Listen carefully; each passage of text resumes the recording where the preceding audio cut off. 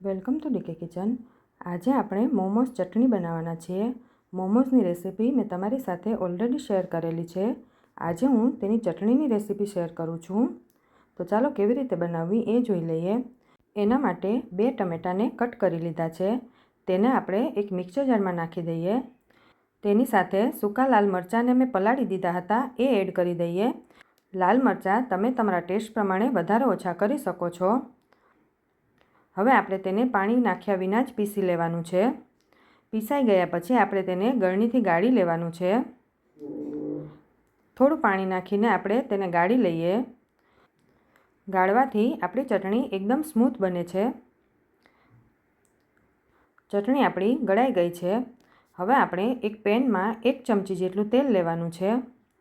તેલ ગરમ થાય પછી આપણે તેમાં જે પેસ્ટ આપણે ગાળીને રાખી હતી એ એડ કરી દેવાની। પછી તેને આપણે સારી રીતે મિક્સ કરી લઈએ। પછી મીઠું સ્વાદ પ્રમાણે એડ કરી દેવાનું। મેં અહીંયા હાફ ટીસ્પૂન જેટલું એડ કર્યું છે।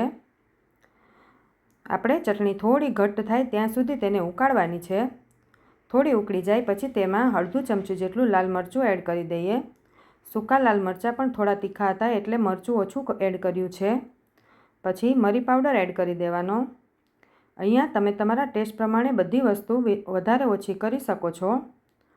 પછી 1 ચમચી જેટલું વિનેગર અને 1 ચમચી જેટલો સોયા સોસ એડ કરી દેવાનો છે। વિનેગર એડ કરવાથી આ ચટણીને તમે 15 દિવસ સુધી સાચવી શકો છો। ચટણી આપણી થોડી ઘટ્ટ થઈ ગઈ છે અને થોડી ઠંડી પડે પછી આનાથી થોડી ઘટ્ટ થશે। તૈયાર છે આપણી મોમોઝ ચટણી। આ ચટણી મોમોઝ સાથે ખૂબ જ સરસ લાગે છે। જો તમને મારો વિડીયો ગમ્યો હોય તો લાઇક, શેર અને સબસ્ક્રાઈબ જરૂર કરજો।